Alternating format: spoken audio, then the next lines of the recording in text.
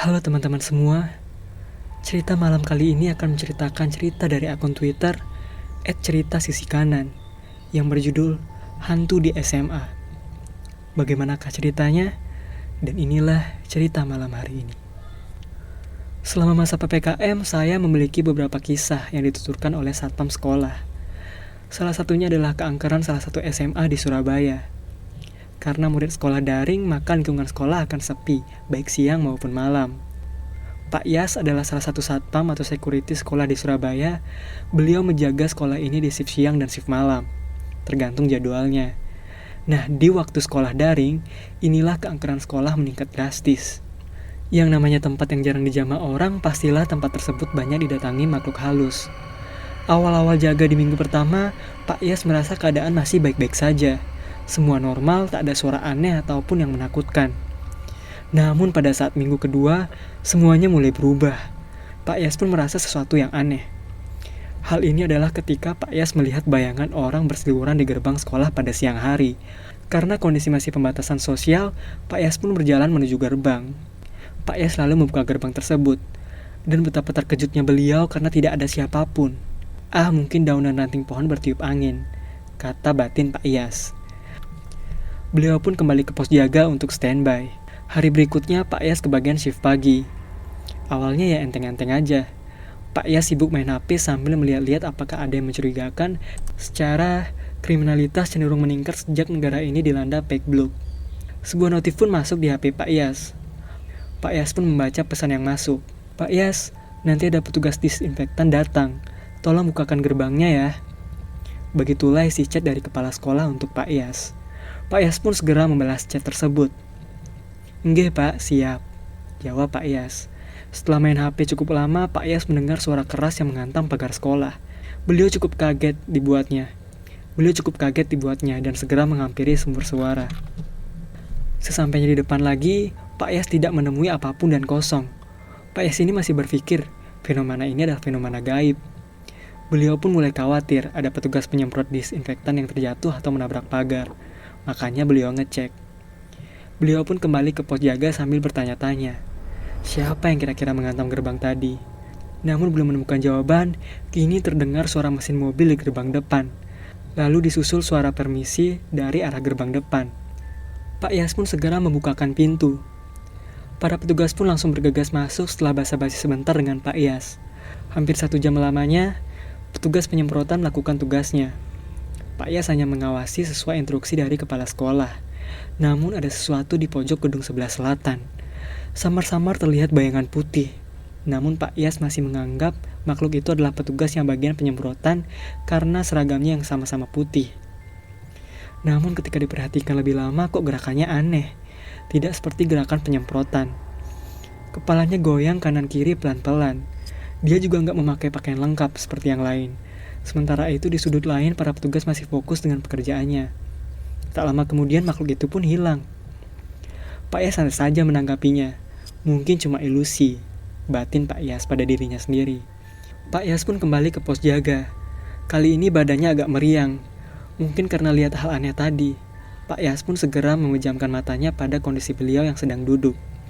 Tiba-tiba, Pak, suara menyeramkan membangunkan Pak Yas.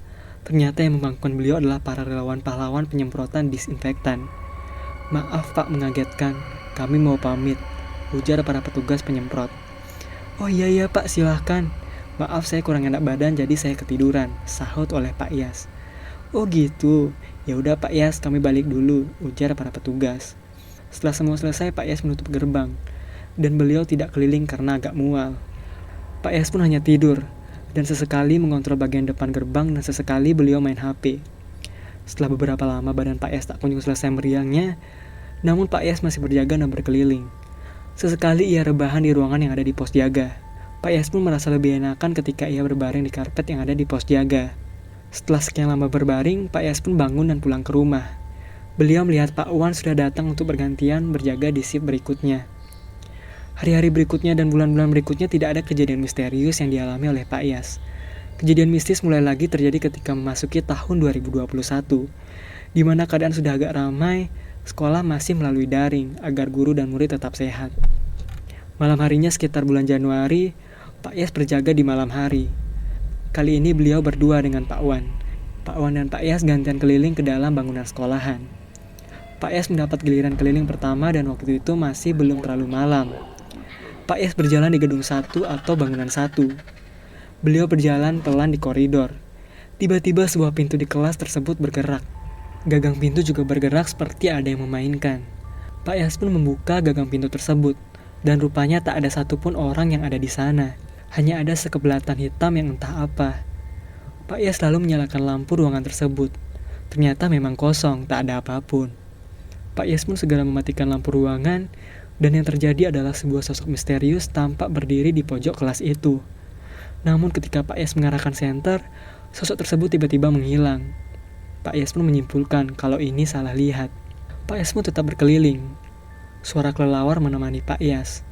Tak ada yang aneh lagi, semuanya berjalan normal. Setelah agak malam, barulah Pak Wan yang gantian berkeliling. Pak Wan ini bawa HP Android yang kameranya lumayan jernih untuk foto dan video. Pak Wan iseng-iseng memotret lapangan, gedung 1 dan gedung 2. Beliau juga mengambil video dari tengah lapangan, kemudian ia putar kameranya agar seluruh lokasi sekolah dapat terekam dengan baik. Disinilah ada keanehan yang berikutnya. Di bawah tiang bendera ada sesuatu. Begitu pula di sudut pojok gedung 1. Terlihat jelas dua penampakan yang berbeda, yaitu kuntilanak dengan baju putihnya di sebelah tiang. Yang kedua bayangan hitam besar. Bayangan hitam ini berdiri di pojok gedung 1. Penampakan ini pun segera di-share ke grup WhatsApp Satpam SMA. Mungkin bisa jadi video ini telah tersebar di kalangan warganet.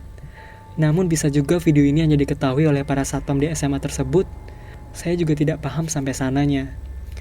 Setelah itu Pak Wan keliling lagi dan tak ada penampakan. Hanya sesekali terdengar suara gadis yang sedang tertawa riang. Pak Wan yang ingin tahu pun mengitari setiap sudut gedung. Bahkan beliau sampai naik ke lantai 2. Namun tetap tidak apa-apa, hanya kelas yang kosong. Hari-hari selanjutnya suasana kembali kondusif. Suara anak SMA dan penampakan makhluk aneh merasa enggan untuk menampakkan eksistensinya. Baru 3 minggu kemudian ada kejadian lagi. Kali ini yang jaga malam Pak AB. Pak AB ini jaga sendirian, karena memang pas jadwalnya beliau jaga sendiri.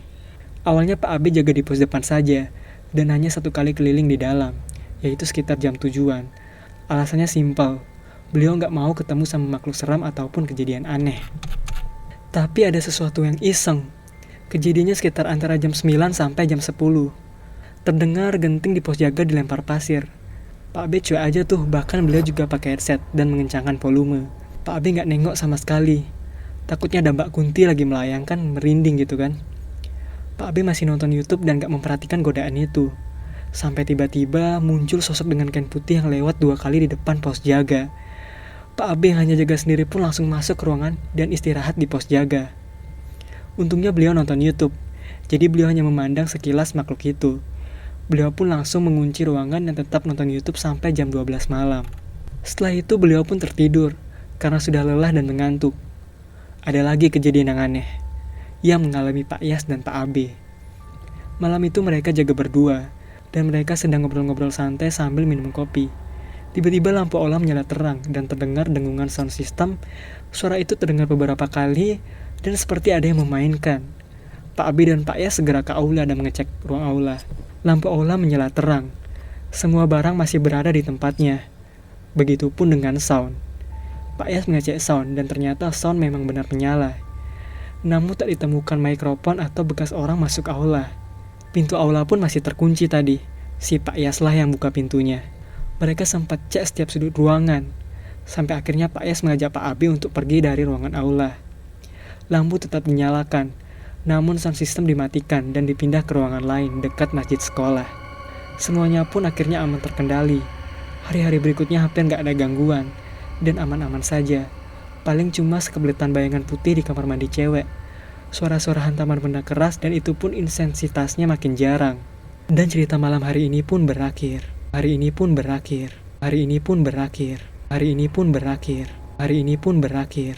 Hari ini pun berakhir. Hari ini pun berakhir. Hari ini pun berakhir. Hari ini pun berakhir. Hari ini